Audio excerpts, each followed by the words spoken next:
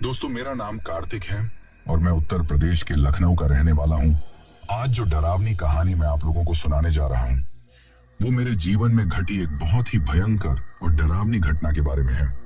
दरअसल मैंने अपनी जिंदगी में 20 साल की उम्र में ही रिक्शा चलाने का काम शुरू कर दिया था, क्योंकि मेरे से पहले मेरे घर में रिक्शा चलाकर ही मेरे पिताजी हमारे घर का गुजारा किया करते थे। लेकिन एक बार मेरे पिताजी का एक्सीडेंट हो जाता है और उस एक्सीडेंट में मेरे पिताजी की रीढ़ की हड्डी पर काफी ज्यादा चोट आ जाती है, जिसकी वजह से अब वो लगातार एक जगह पर बैठे रहने वाला काम नहीं कर सकते हैं। इसी वजह से उस एक्सीडेंट के बाद मैंने ही हमारे घर का जो रिक्शा था उसको चलाना शुरू कर दिया था। तब तक मेरी 12वीं क्लास की पढ़ाई भी पूरी हो गई थी और मैंने ओपन से ही कॉलेज की पढ़ाई करना शुरू कर दिया था। अब मैं पूरे पूरे दिन रिक्शा चलाया करता था। शुरू में जब मैंने रिक्शा चलाना शुरू किया था तब तो मुझे वो काम काफी ज्यादा बोरिंग लगता था, लेकिन फिर जैसे ही शाम होते होते मेरे हाथ में 1000 से 1200 रुपए होते थे, तो उन पैसों को देखकर मेरे अंदर और भी ज्यादा काम करने का लालच आने लगा था।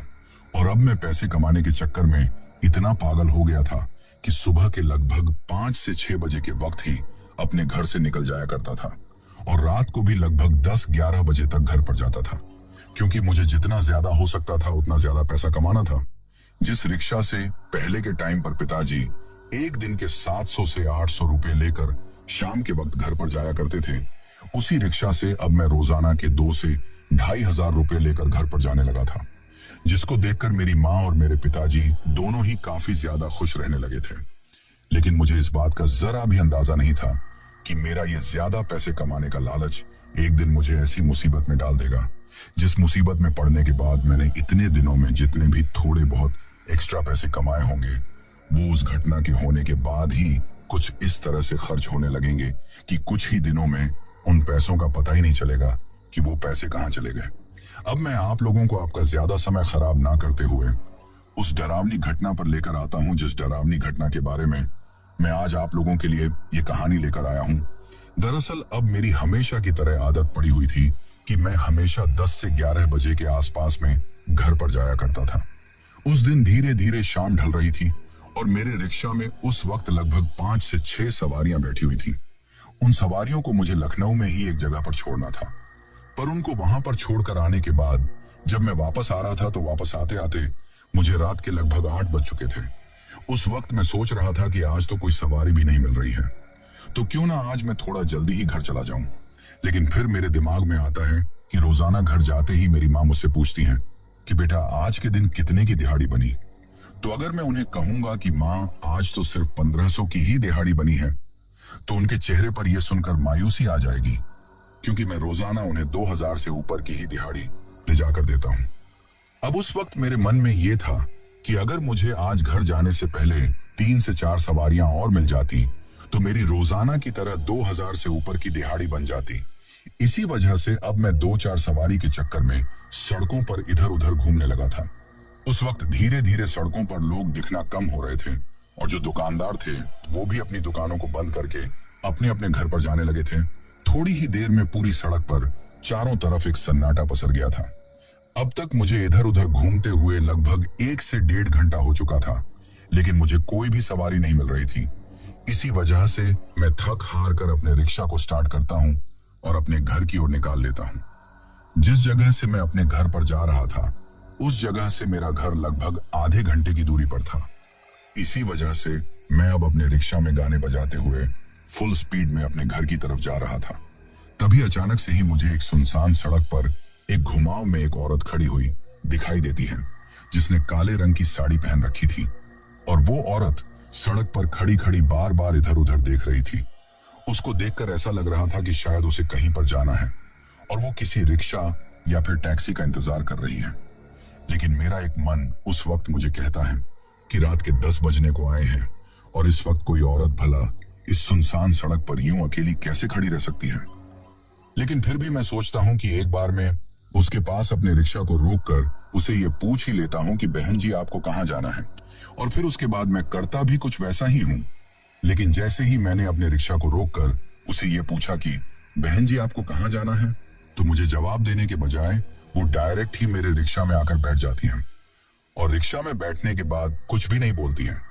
जब मैं उसे ये कहता हूं कि आपको कहां जाना है, पहले ये तो बताओ, क्योंकि मैं अब अपने घर पर जा रहा हूं और अगर आपको किसी दूसरी तरफ जाना है तो मैं आपको लेकर नहीं जा सकता। तो वो मुझे मेरे ही घर की तरफ चलने के लिए कहती हैं।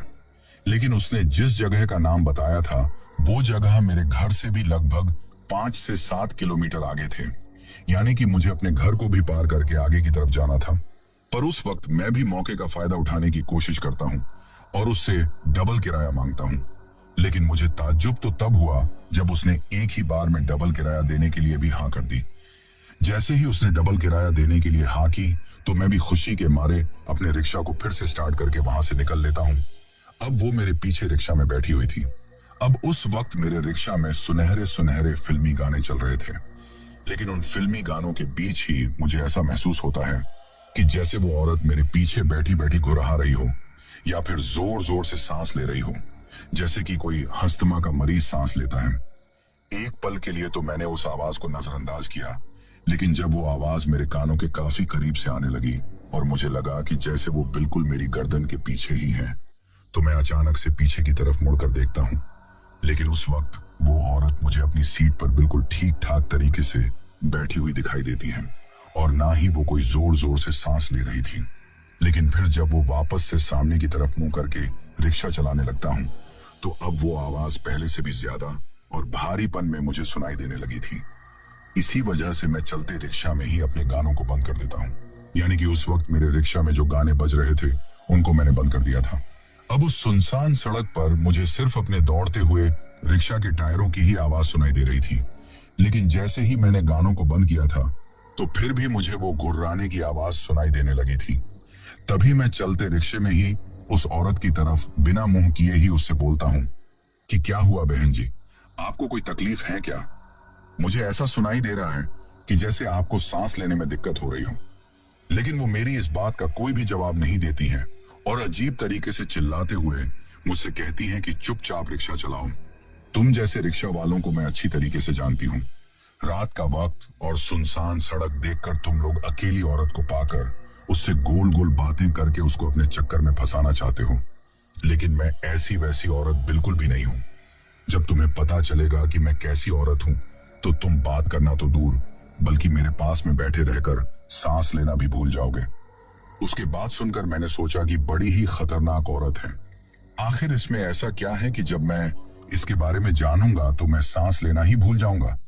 ऐसा सोचते हुए मैं मन ही मन में उसका उपहास उड़ाते हुए अपने रिक्शा को चलाते हुए उस सुनसान सड़क पर जा रहा था। उस वक्त मैं मेरे दिमाग में सोच रहा था कि मुझे इससे ज्यादा क्या मतलब है। मुझे तो अपने पैसों से मतलब है। इसको जहां उतरना है वहां इसको छोड़ते ही मैं वापस अपने घर पर निकल जाऊंगा। अब मैं मेरे उस घर वाले रास्ते को भी पार करके आगे की तरफ निकल चुका था। लेकिन आप लोगों को मैं बता दूं कि मेरे घर से लगभग 3 किलोमीटर उस रास्ते पर आगे चलने के बाद उस सड़क के दूसरी तरफ एक बड़ा सा कब्रिस्तान आता है और वो कब्रिस्तान देखने में इतना ज्यादा बड़ा है कि अगर उस सड़क के एक तरफ से आप उस कब्रिस्तान को देखने लगोगे तो उस कब्रिस्तान का दूसरी तरफ का हिस्सा आपको नजर नहीं आएगा। आपको सिर्फ वहां पर कब्रें ही कब्रें नजर आएंगी और उस कब्रिस्तान में बीच बीच में इतने बड़े बड़े और लंबे लंबे पेड़ थे कि उन पेड़ों की वजह से उस कब्रिस्तान में दिन के वक्त भी एक अंधेरा सा छाया रहता था, क्योंकि उन पेड़ों पर काफी घने और चौड़े चौड़े पत्ते थे, जिसकी वजह से सूरज का प्रकाश उस कब्रिस्तान में ठीक तरीके से नहीं पहुंच पाता था। अब आप लोग सोचो कि अगर दिन के वक्त ही वहां पर रात का जैसा माहौल यानी कि रात का जैसा अंधेरा रहता हो तो रात के वक्त वो कब्रिस्तान कितना ज्यादा डरावना लगता होगा। जब कभी भी मैं उस कब्रिस्तान के आजू बाजू से गुजरता था तो उस वक्त मैं डर के मारे उसकी तरफ अपनी नजर भी नहीं घुमाता था, क्योंकि मैंने मेरी माँ से सुना था कि उस कब्रिस्तान में दफन लोगों की आत्माएं आज भी वहां पर भटकती हैं और रात के वक्त उस कब्रिस्तान के अगल बगल में रहने वाले लोगों को उस कब्रिस्तान की तरफ से अजीब अजीब तरह की आवाजें सुनाई देती हैं। बचपन से ही मैंने मेरी माँ के मुंह से उस कब्रिस्तान के बारे में इस तरह की कई कहानियां सुनी थी, जिसकी वजह से बड़े होने के बावजूद भी उस कब्रिस्तान का डर आज तक मेरे मन से नहीं निकला था। इसी वजह से इस वक्त भी जब मैं उस औरत को उस कब्रिस्तान के पास से होते हुए लेकर जा रहा था तो मैंने एक पल के लिए भी अपनी नजरों को उस कब्रिस्तान की तरफ नहीं घुमाया था। लेकिन तभी वहां पर अचानक से कुछ ऐसा होता है जिसके होते ही मुझे मजबूरन उस कब्रिस्तान की तरफ देखना ही पड़ता है। दरअसल अभी मैं उस कब्रिस्तान के पास से होते हुए थोड़ा धीमी रफ्तार में ही अपने रिक्शा को लेकर गुजर रहा था। अब आप लोग सोच रहे होंगे कि अगर मुझे उस कब्रिस्तान से इतना ही ज्यादा डर लगता था तो फिर मैं अपने रिक्शा को उस कब्रिस्तान के पास से धीमी रफ्तार में लेकर क्यों जा रहा था, बल्कि मुझे तो वहां से जितना तेज हो सके उतनी तेज रफ्तार में निकल जाना चाहिए था।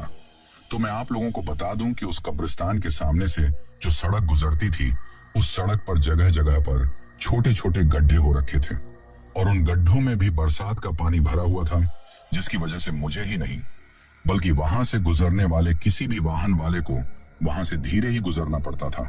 वहां के बारे में आपको मैं एक बात और बता दूं कि उस सड़क को कई बार सरकार के द्वारा बनवाया गया था, लेकिन वो सड़क जितने हिस्से में वो कब्रिस्तान था, उसके सामने की सड़क अपने आप ही लगभग 2 से 4 महीनों में टूट जाती थी। यानी कि धीरे धीरे करते करते वहां पर छोटे छोटे गड्ढे बन जाते थे और एक बार अगर बारिश हो गई तो फिर वो बारिश का पानी वहां पर भर जाता था और उसके बाद तो वो सड़क लगातार टूटना शुरू हो जाती थी। अब तो सरकार ने भी वहां उस सड़क को दोबारा से बनवाना बंद कर दिया था, क्योंकि सभी को ऐसा लगता था कि शायद इस कब्रिस्तान की वजह से ही कुछ ऐसा है जिसके कारण यह सड़क इतने ही दिनों में वापस टूट जाती है। क्योंकि उस कब्रिस्तान से पहले वाली सड़क और उससे आगे वाली सड़क बिल्कुल वैसे की वैसे ही सही सलामत रहती थी, लेकिन उसके सामने लगभग आधा किलोमीटर में वो जो कब्रिस्तान था, तो वो आधा किलोमीटर की सड़क को चाहे कितनी ही बार बना लो, वो अपने आप ही टूट जाती थी। अब इसी कारण मुझे भी अपने रिक्शा को उस रात जब मैं उस औरत को बिठाकर वहां से गुजर रहा था, तो धीरे धीरे वहां से गुजरना पड़ रहा था। अभी मैं वहां से धीरे धीरे गुजर रहा था कि तभी उस कब्रिस्तान के अंदर से मुझे एक औरत की काफी तेज आवाज में चिल्लाने की आवाज सुनाई देती है। उस आवाज को सुनते ही मैं घबरा जाता हूँ। मैं सोचता हूँ कि कब्रिस्तान के अंदर से किसी औरत की आवाज कैसे आ सकती है, और वो भी इतनी रात को। उस आवाज को सुनते ही मुझे मेरी माँ के द्वारा सुनाई गई सारी कहानियां याद आने लगती हैं और डर के मारे मेरे माथे से पसीना टपकने लगता है। अभी मैं अपने डर को थोड़ा काबू में करने की कोशिश ही कर रहा था कि तभी वहां पर कुछ ऐसा होता है जिसके बाद मैं और भी ज्यादा डर जाता हूँ। दरअसल मैं उस टूटी फूटी सड़क के गड्ढों से अपने रिक्शा के टायरों को इधर से उधर बचाते हुए जल्दी से जल्दी वहां से निकलने की कोशिश ही कर रहा था कि तभी मुझे अपने कंधे पर किसी के हाथ रखने का एहसास होता है। और जिस तरीके से पीछे की तरफ से मेरे कंधे पर हाथ रखा गया था, तो मुझे ऐसा लगता है कि जैसे कोई मुझे वहां पर रुकने के लिए कह रहा हो। जाहिर सी बात है, वो हाथ किसी और का नहीं बल्कि उसी औरत का था जो उस वक्त मेरे पीछे मेरे रिक्शा में बैठी हुई थी। मेरे कंधे पर हाथ रखने के साथ ही पीछे की तरफ से मुझे आवाज सुनाई देती है कि यहीं पर रिक्शा रोक दो। उसने वो रिक्शा उस कब्रिस्तान का जो बड़ा सा गेट था, बिल्कुल उसके सामने आते ही रुकवाया था। उसके कहते ही अचानक से मैं वहां पर रिक्शा रोकने के बजाय चलते रिक्शा में ही उस औरत से कहता हूं कि अरे बहन जी, आपका दिमाग खराब तो नहीं हो गया है? आप देख नहीं रही कि आप किस जगह पर रिक्शा रोकने के लिए कह रही हैं? वहां बगल में ही ये बड़ा सा कब्रिस्तान है। और अभी आपको किसी औरत के चिल्लाने की आवाज नहीं सुनाई दी? मुझे तो किसी औरत की काफी तेज चिल्लाने की आवाज सुनाई दी है और इस जगह पर रुकना बिल्कुल भी सही नहीं है। तभी वो औरत मुझसे कहती है कि अगर तुझे तेरे पैसे लेने हैं तो रिक्शा को यहीं पर रोक दे। उसके ऐसा कहने पर मैं चुपचाप अपने रिक्शे को वहां पर रोक देता हूँ। रिक्शा को रोकते ही वो औरत मेरे रिक्शा में से उतरती है और मुझे अपने किराए के पैसे देती है। लेकिन जिस वक्त वो मुझे अपने किराए के पैसे देने के लिए अपना हाथ मेरी तरफ आगे बढ़ाती है, तो उस वक्त मैं देखता हूं कि उसने जिस हाथ में पैसे पकड़ रखे थे, उस हाथ की तरफ जब मेरी नजर गई तो मुझे दिखाई देता है कि वो औरत वैसे तो दिखने में काफी ज्यादा जवान दिखाई दे रही थी, लेकिन उसकी हाथ की हथेली के जितना हाथ बिल्कुल किसी बूढ़ी औरत की तरह था। यानी कि उसके हाथ के नाखून पूरी तरीके से सड़े और गले हुए थे। साथ ही उसके हाथ की त्वचा पर काफी ज्यादा झुर्रियां पड़ी हुई थी, जैसे कि कोई बूढ़ी औरत के हाथ में पड़ी रहती है। ठीक वैसे ही, लेकिन उसका बाकी का रूप बिल्कुल किसी जवान औरत की तरह दिखाई दे रहा था। उस काली साड़ी में वो काफी ज्यादा खूबसूरत दिखाई दे रही थी और ऊपर से उसने जो अपने सिर के काले काले और लंबे लंबे बालों को खुला करके रखा था, तो उसके सिर के वो खुले हुए बाल उसको और भी ज्यादा खूबसूरत बना रहे थे। लेकिन उस वक्त मुझे पैसे पकड़ाने के बाद वो उस कब्रिस्तान के गेट की तरफ जाने लगती है। उस वक्त मैं एक तो इस सोच में लगा हुआ था कि आखिर ऐसा कैसे हो सकता है, ये दिखने में तो इतनी सुंदर दिखाई दे रही है, लेकिन इसका वो हाथ इतना ज्यादा बूढ़ा बूढ़ा सा कैसे लग रहा है। लेकिन अभी मैं उस चीज के बारे में ठीक तरीके से सोच या समझ पाता, उससे पहले ही मुझे दिखाई देता है कि वो औरत उस कब्रिस्तान के बड़े से लोहे के गेट को जाकर खोलने लगती है। जैसे ही मैं उसे ये करते हुए देखता हूँ तो मैं सोचता हूँ कि कहीं ये औरत पागल तो नहीं हो गई है। रात के उस वक्त तक लगभग 11 बजने को आए थे और वो औरत अकेली ही उस सुनसान और डरावने कब्रिस्तान के गेट को खोले जा रही थी। तभी मैं रिक्शा में बैठा बैठा ही उसे आवाज लगाता हूँ और उसे कहता हूँ कि अरे बहन जी, आप पागल हो गई हो क्या? इतनी रात को कब्रिस्तान में क्यों जा रही हो? अगर मरना ही है तो सड़क पर जाकर किसी ट्रक की टक्कर से मर जाओ, लेकिन इन कब्रिस्तान में मरे हुए लोगों की आत्माओं के पास जाकर क्यों मर रही हो? मेरे मुंह से ये बात सुनते ही वो औरत उस कब्रिस्तान के लोहे के गेट को अपने हाथों से पकड़े हुए अचानक से अपनी गर्दन को मेरी तरफ घुमाती है और उस वक्त जिस तरीके से वो मुझे देखती है, उसके उस तरीके से देखने को देखकर मैं काफी ज्यादा डर जाता हूँ, क्योंकि उस वक्त जैसे ही वो मेरी तरफ अपने मुंह को करके देखती है तो अचानक से ही वहां पर हल्की हल्की सी हवा चलने लगती है, जिसमें उस औरत के सिर के बाल उड़ने लगते हैं। और उस वक्त मुझे उसका चेहरा अचानक से ही इतना डरावना लगता है कि एक पल के लिए उसके चेहरे को देखकर ऐसा लगता है कि जैसे ये खुद ही इस कब्रिस्तान में भटकने वाली कोई आत्मा हो, क्योंकि उस वक्त वो मेरी तरफ देखकर अजीब तरीके से हल्की हल्की मुस्कुराती है और साथ ही उस वक्त उसकी जो आंखें थी वो भी काफी ज्यादा मोटी मोटी और डरावनी सी नजर आ रही थी। एक पल के लिए उसकी तरफ देखते ही मैं थोड़ा सहम जाता हूँ और दोबारा से उसको कुछ बोलने की मेरी बिल्कुल भी हिम्मत नहीं होती है। तभी मैं सोचता हूँ कि अगर इसको मरना है तो मरने दो, मुझे तो यहाँ से निकल जाना चाहिए। इसी वजह से मैं उसकी तरफ देखते देखते ही वापस अपने रिक्शा को स्टार्ट करने लगता हूँ।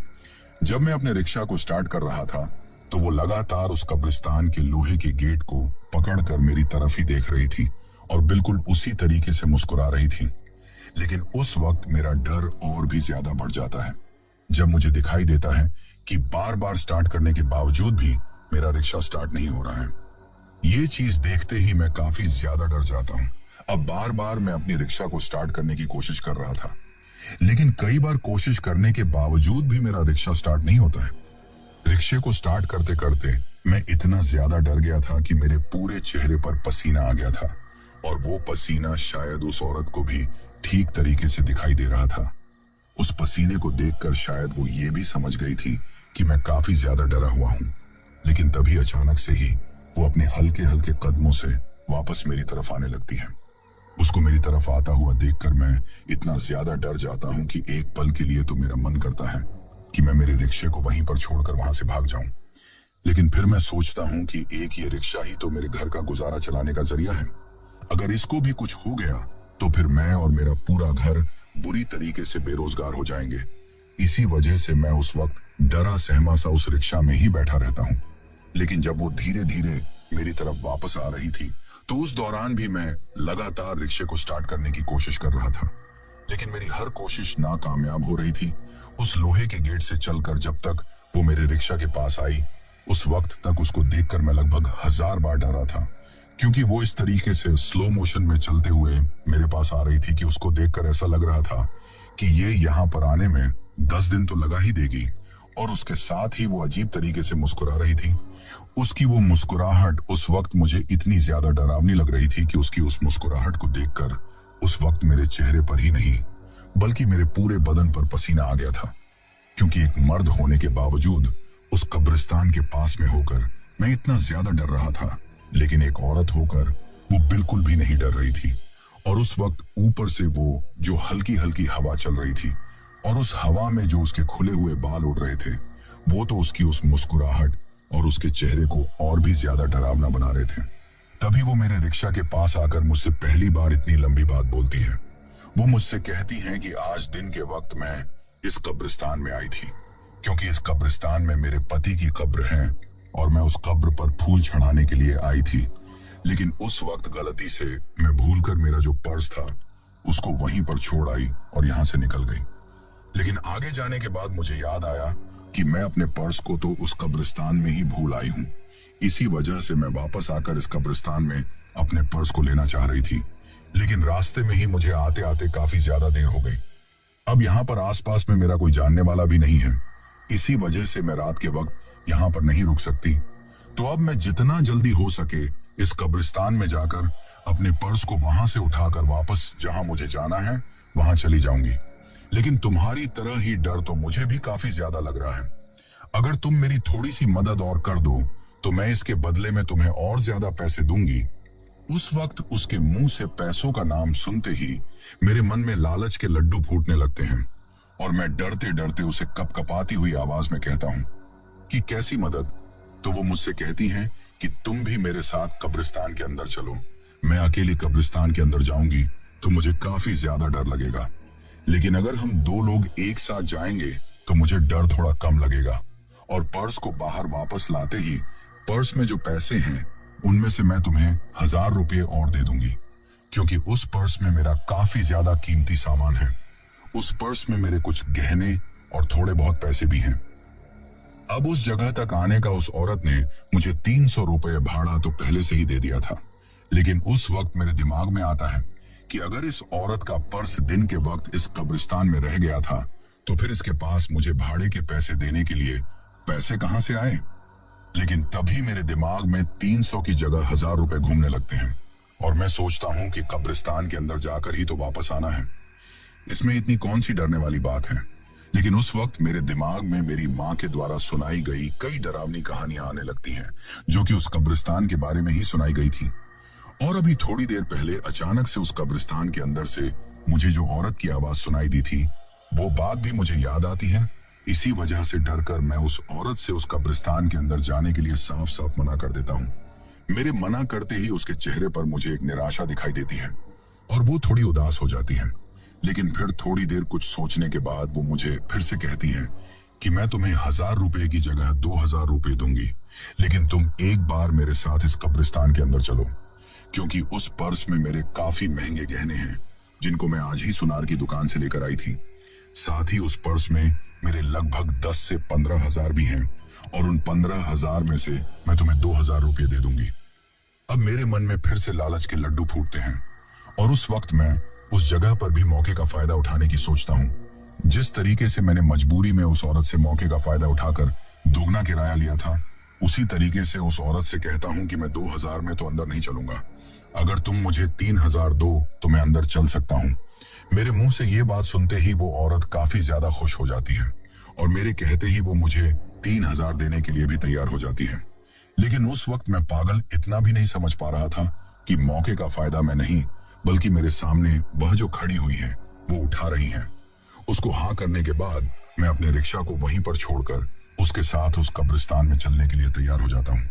अब मेरे तैयार होते ही वो मुझे अपने साथ लेकर उस कब्रिस्तान के अंदर जाने लगती है। आगे आगे वो चल रही थी और उसके पीछे पीछे मैं चल रहा था। कब्रिस्तान के उसे बड़े से लोहे से गेट के पास में जाने के बाद वो औरत उस कब्रिस्तान के गेट के ऊपर जो बड़ी सी कुंडी लगी हुई थी उसको खोलने लगती है। लेकिन उस वक्त उस गेट की कुंडी पर काफी ज्यादा जंग आई हुई थी, जिसकी वजह से जैसे ही उसने उस कुंडी को खोलने की कोशिश की तो खोलने के दौरान उस लोहे के गेट की काफी ज्यादा आवाज आने लगती है, जो उस सुनसान कब्रिस्तान के सन्नाटे को चीरते हुए मेरे कानों में गूंज रही थी। थोड़ी ही देर बाद वो औरत उस गेट को खोल देती है। जैसे ही वो गेट को खोलती है तो गेट के खुलने की आवाज आती है और फिर वो मेरी तरफ देखकर मुझे कहती है कि चलो अंदर चलते हैं। अब मुझे ये कहकर वो मेरे आगे आगे उस कब्रिस्तान के अंदर चलने लगती हैं। उस वक्त तक हम लोग लगभग 10 से 15 कदम उस कब्रिस्तान के अंदर जा चुके थे, लेकिन जैसे ही हम उस कब्रिस्तान के अंदर 10 से 15 कदम आए तो अचानक से ही उस कब्रिस्तान के अंदर की तरफ से एक बहुत तेज हवा का झोंका आता है, जो हम दोनों को छूते हुए हमारे पीछे निकल जाता है। लेकिन जैसे ही वो हवा का झोंका हम लोगों के पास से होते हुए गुजरा तो उस हवा के झोंके में उस औरत के और लंबे लंबे बाल उड़ते हुए मेरे चेहरे को आकर लगते हैं, क्योंकि उस वक्त मैं उसके बिल्कुल पीछे पीछे ही चल रहा था। लेकिन जैसे ही उस औरत के वो लंबे लंबे बाल मेरे चेहरे पर आकर लगते हैं तो उन बालों के लगने के कुछ ही देर बाद जिस जगह पर भी उसके वो बाल लगे थे, तो अब मेरे चेहरे पर मुझे उस जगह पर जलन होने लगी थी। यानी कि मेरे चेहरे पर उस जगह पर अजीब तरीके से खुजली चलने लगी थी और ऐसा लग रहा था जैसे मैंने कोई ऐसी चीज खा ली हो जिसकी वजह से मेरे मुंह में काफी ज्यादा जलन हो रही हो।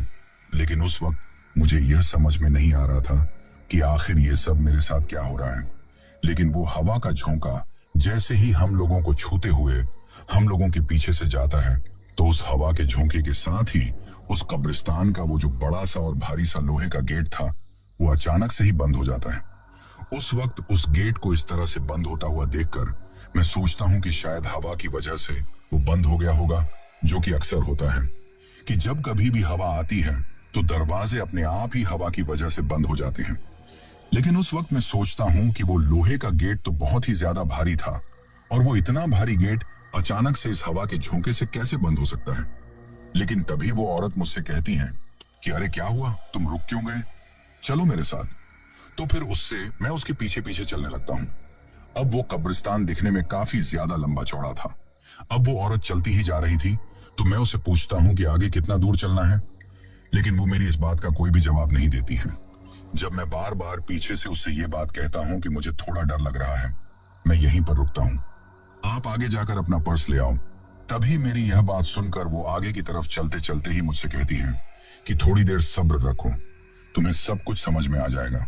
लेकिन उस वक्त जैसे ही उसने अपने मुंह से यह बात बोली, तो उसके मुंह से यह बात सुनते ही मेरी हवाइयां उड़ जाती हैं, क्योंकि उसने वो बात अपनी आवाज में नहीं बोली थी। यानी कि अब तक जिस आवाज में वो औरत से बात कर रहा थी, यानी कि मुझे उसकी जो आवाज सुनाई दे रही थी, उस औरत ने ये बात उस आवाज में नहीं बोली थी, बल्कि उस वक्त उसकी आवाज पूरी तरीके से बदल गई थी। अब वो आवाज मुझे किसी बहुत ही भारी भारी मर्द की आवाज की तरह सुनाई देती है। जैसे ही मुझे ऐसी आवाज सुनाई देती है, तो मैं एक बार फिर से उसको आवाज को सुनने की कोशिश करता हूँ और उससे पूछता हूँ कि आपके पति को मरे हुए कितना समय हो गया। तो वो मुझे फिर से इस अजीब सी भारी सी आवाज में घुर्राते हुए कहती हैं कि आगे चल, तुझे सब कुछ समझ में आ जाएगा। अब फिर से मुझे जैसे ही वो आवाज सुनाई देती है, तो मैं काफी ज्यादा घबरा जाता हूँ और उस वक्त मैं कांपने लगता हूँ, और कांपते कांपते ही मैं किसी छोटे बच्चे की तरह वहां पर रोने लगता हूँ।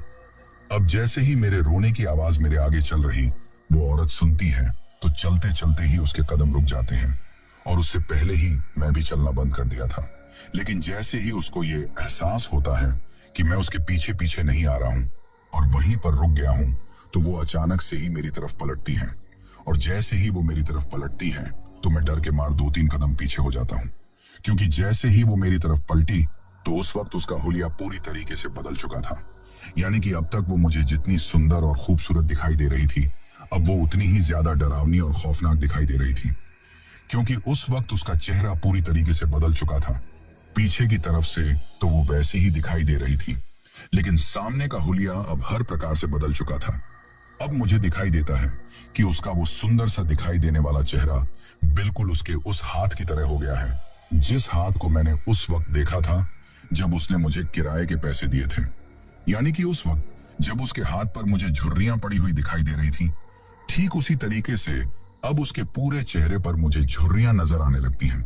साथ ही उसका चेहरा पूरी तरीके से काला काला सा हो गया था, और उस वक्त उसकी जो आंखें थी वो कुछ जरूरत से ज्यादा ही बड़ी दिखाई दे रही थी।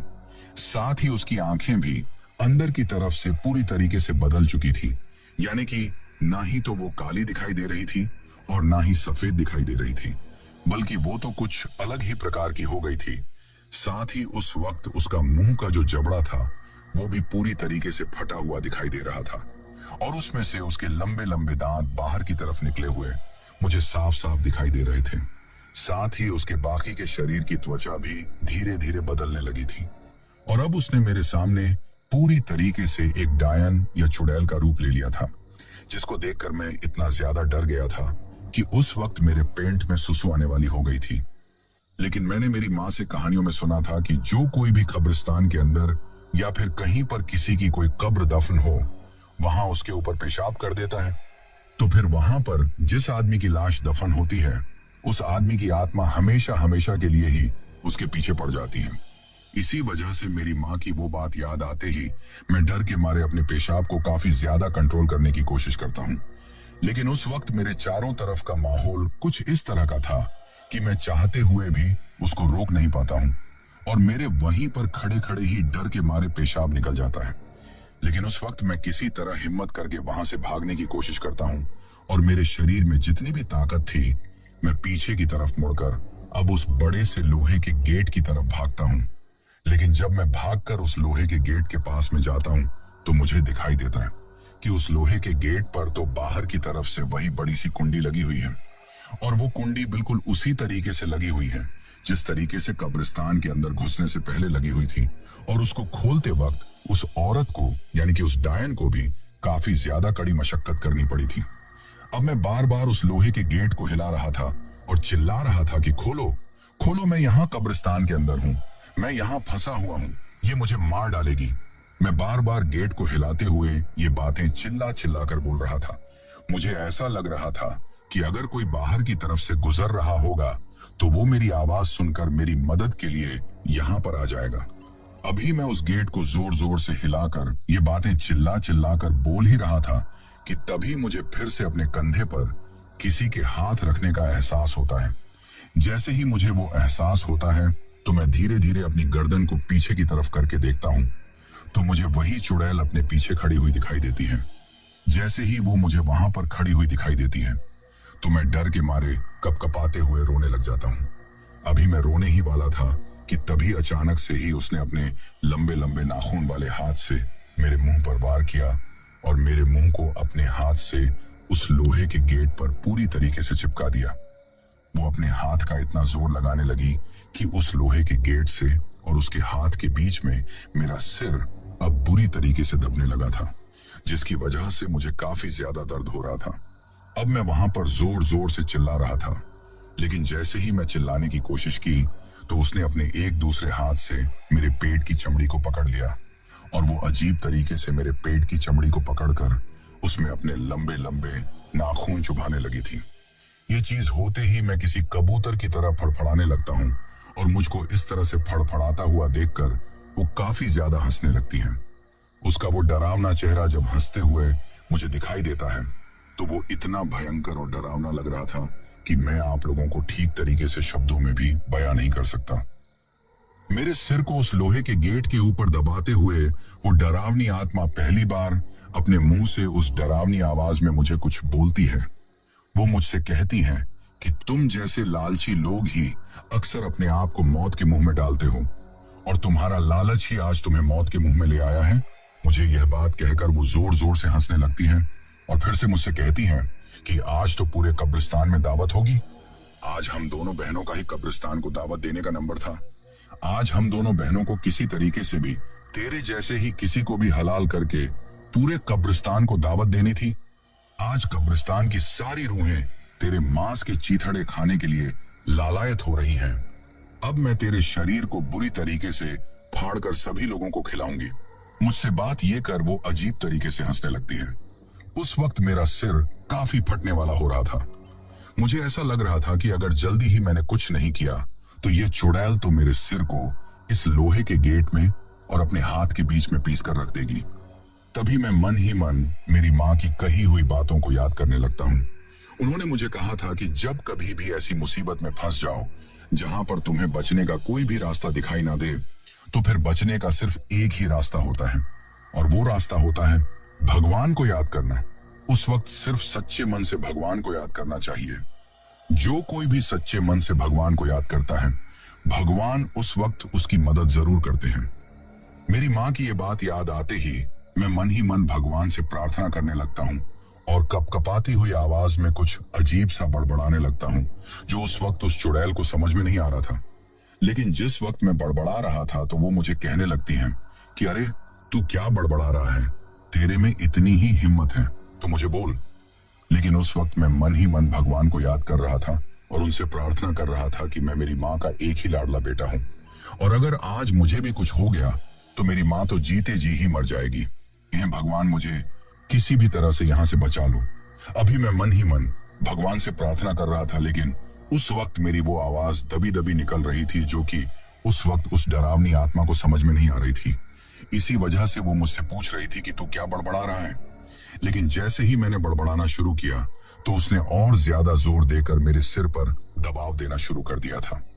अब धीरे धीरे मेरे कानों से खून निकलने लगा था, साथ ही मेरे नाक से भी खून की बूंदें बाहर आने लगी थी। मुझे ऐसा लग रहा था कि अब कुछ ही पलों में मैं यहां पर मर जाऊंगा। लेकिन तभी वहां पर कुछ ऐसा होता है कि जिसके होते ही मेरे होश उड़ जाते हैं। दरअसल बाहर की तरफ से उस बड़े से लोहे के गेट को एक झटका लगता है और उस झटके के साथ ही उस कब्रिस्तान का वो बड़ा सा लोहे का गेट उखड़कर साइड में पड़ जाता है और उस झटके के साथ ही मैं और वो डरावनी आत्मा भी उछलकर साइड में गिर जाते हैं। जैसे ही हम साइड में गिरते हैं तो मैं देखता हूं कि उस चुड़ैल के ऊपर ही वो लोहे का गेट गिर चुका था और उस लोहे के गेट के जो निकले सिरे थे वो उसके पेट में घुस चुके थे और उसके पेट की अतड़ियां फटकर बाहर आ चुकी थी। लेकिन तभी वो अचानक से ही वहां से गायब हो जाती है। मैं सोचता हूं कि किसी मरी हुई औरत की आत्मा का पेट आखिर कैसे फट सकता है, लेकिन उस वक्त शायद वो किसी इंसानी रूह में वहां पर मौजूद थी। यानी कि उस वक्त वो जो सड़ा और गला हुआ शरीर था वो भी उस आत्मा का नहीं था। उस वक्त वो जो लोहे का गेट उसके पेट में घुसा था वो उसके पेट में नहीं बल्कि वो उस शरीर के पेट में घुसा था। उस शरीर के पेट में वो लोहे का गेट घुसने से पहले ही शायद वो डरावनी आत्मा उस शरीर को छोड़कर निकल चुकी थी। लेकिन उस वक्त मेरा शरीर काफी ज्यादा भारी भारी हो रहा था और मैं चाहकर भी उठ नहीं पा रहा था। लेकिन तभी बाहर की तरफ से कुछ ही देर बाद लोगों की एक भीड़ दौड़ती हुई उस कब्रिस्तान की तरफ आती है, क्योंकि उस गेट के टूटने के साथ ही एक बहुत भयंकर धमाके की आवाज आई थी जिसको शायद वहां अड़ोस पड़ोस में रहने वाले लोगों ने सुन लिया था। तभी वो लोग दौड़ते हुए वहां पर आए थे। जब लोग उस कब्रिस्तान के अंदर आते हैं तो उनको उस कब्रिस्तान के कोने में पड़ा हुआ मैं भी दिखाई देता हूं। उसके बाद 2-4 लोग मुझको वहां से उठाते हैं और बाहर ले जाकर बिठाते हैं, मुझे थोड़ा पानी पिलाते हैं। मैं जानता हूं कि अब आप लोगों को कहानी थोड़ी समझ में नहीं आ रही होगी। आप लोग सोच रहे होंगे कि वहां पर ऐसा क्या हुआ जिसकी वजह से मैं अचानक से ही उस कब्रिस्तान की डरावनी आत्मा के चंगुल से छूट गया। तो मैं आप लोगों को बता दूं कि दरअसल बात यह हुई थी कि उस कब्रिस्तान का जो बड़ा सा लोहे का गेट था, उस लोहे के गेट से एक बहुत तेज रफ्तार कार आकर टकराई थी और वो कार इतनी तेज रफ्तार में आकर उस गेट से टकराई थी कि वो टक्कर इतनी जबरदस्त थी कि उस टक्कर में वो लोहे का गेट टूटकर ही गिर चुका था। जैसे ही वो कार आकर उस लोहे के गेट से टकराई तो उस वक्त अंदर की तरफ उस डरावनी चुड़ैल ने मुझे उस लोहे के गेट से अंदर की तरफ चिपका रखा था। तो जैसे ही वो गेट टूटा तो हम दोनों उछलकर साइड में गिर पड़े थे। लेकिन उस वक्त उस कार में जो लोग मौजूद थे वो लोग बुरी तरीके से घायल हो चुके थे और उनके सिर और हाथ पैर बुरी तरीके से फुट चुके थे और गाड़ी भी लगभग आधी से ज्यादा खत्म हो गई थी। उसके बाद उन लोगों को और मुझे उस कब्रिस्तान के सबसे नजदीक में मौजूद अस्पताल में लेकर जाया जाता है और 2 दिन तक हम लोगों का वहां पर इलाज चलता है। जब मैं थोड़ा ठीक महसूस करता हूं तो मैं उन लोगों के पास जाता हूं जिन लोगों का कार से एक्सीडेंट हुआ था। उन लोगों के पास जाकर मैं उनसे पूछता हूं कि आखिर उस रात क्या हुआ था। तो वो लोग मुझे बताते हैं कि हम लोग किसी शादी में से लौट रहे थे। रास्ते में हम लोगों को एक बूढ़ी सी औरत सड़क के किनारे खड़ी हुई दिखाई देती है। रात के वक्त सुनसान सड़क पर एक बूढ़ी औरत को वहां पर खड़ी हुई देखकर उस आदमी की घरवाली उस आदमी से कहती है कि बूढ़ी औरत है, इसको जहां भी जाना है गाड़ी में बिठा लो और वहां पर छोड़ देना, रात के वक्त बेचारी कहां जाएगी। लेकिन उस बूढ़ी औरत को गाड़ी में बिठाने के बाद ही उनके साथ कुछ अजीब अजीब तरह की घटनाएं होने लगी थी। रास्ते में चलते वक्त 2 बार तो उनकी गाड़ी का टायर पंचर हो गया था और फिर जैसे ही वो उस कब्रिस्तान के पास से गुजर रहे थे तो अचानक से ही उस बूढ़ी औरत ने पीछे से आगे की तरफ जाकर चलती कार के ही स्टीयरिंग को पकड़कर उस कब्रिस्तान की तरफ घुमा दिया था, जिसकी वजह से वो कार सीधा जाकर उस कब्रिस्तान के लोहे के गेट से जाकर टकरा गई थी। लेकिन टक्कर होने के बाद किसी को भी वहां पर वो बूढ़ी औरत दिखाई नहीं दी थी। वो आदमी मुझसे कहता है कि मुझे अब तक भी समझ में नहीं आ रहा है कि वो बूढ़ी औरत कौन थी और उसने ऐसा क्यों किया था। उस वक्त उस आदमी को तो कुछ समझ में नहीं आ रहा था, लेकिन शायद मुझे सब कुछ समझ में आ गया था, क्योंकि उस डरावनी आत्मा ने जिस वक्त मेरे ऊपर हमला किया था उस वक्त उसने मुझे बताया था कि आज पूरे कब्रिस्तान को दावत देने की बारी मेरी और मेरी बहन की है। तो हो सकता है वो जो बूढ़ी औरत थी जिसने उस आदमी और उस औरत के ऊपर हमला किया था वो उस डरावनी आत्मा की बहन होगी जिसने मेरे ऊपर हमला किया था। अब उस आदमी के मुंह से वो कहानी सुनने के बाद मैं भी उस आदमी को अपने साथ जो कुछ हुआ वो पूरी कहानी सुनाता हूँ। उस वक्त तक मेरी माँ को भी इन सब चीजों के बारे में पता चल चुका था और उनको डर था कि कहीं वो डरावनी आत्मा फिर से मेरे ऊपर हमला करने के लिए मेरा पीछा ना कर दे। इसी वजह से उन्होंने हमारे घर पर एक छोटी सी पूजा रखवाई थी और हमारे घर पर हवन करवाया था, जिसमें लगभग 5 पंडितों को बुलाया गया था। तभी उनमें से जो सबसे बड़े और मुख्य पंडित जी थे, उन्होंने मुझसे कहा था कि तुम आने वाले लगभग 1 से 1.5 महीने तक अपने घर से बाहर बिल्कुल भी मत निकलना, क्योंकि 1-1.5 महीने तक जब तक उस डरावनी आत्मा को उसका दूसरा शिकार नहीं मिल जाता, तब तक वो तुमको ढूंढने की पूरी पूरी कोशिश करेगी। और अगर तुम उसी तरह उस सड़क पर कहीं पर उसको चलते या रिक्शा चलाते हुए दिखाई दे गए, तो फिर वो वहां से पीछा करते हुए तुम्हारे घर तक भी आ सकती है। और अगर एक बार वो तुम्हारे घर तक आ गई और उसको अगर तुम्हारे घर का पता चल गया, तो वो तुम्हारे पूरे घर को बर्बाद करके रख देगी। वो तुम्हारे पूरे घर को खा जाएगी। इसी वजह से उस हादसे के होने के बाद उन पंडित जी ने तो मुझे सिर्फ 1-1.5 महीने का कहा था, लेकिन मैं तो 6 महीने तक भी घर से बाहर नहीं गया था। उस वक्त मेरे पिताजी ही दिन में उनसे 2-4 घंटे जितना भी हो पता था रिक्शा चलाते थे।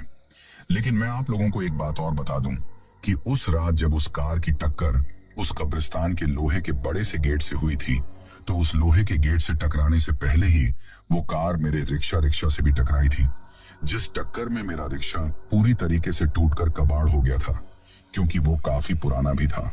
और उस रिक्शा से टकराने के बाद में ही वो कार उस कब्रिस्तान के गेट से टकराई थी।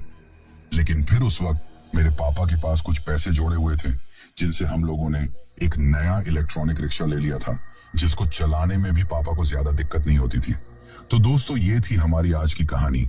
कहानी आपको कैसी लगी, ये आप मुझे कमेंट बॉक्स में कमेंट करके जरूर बताएं।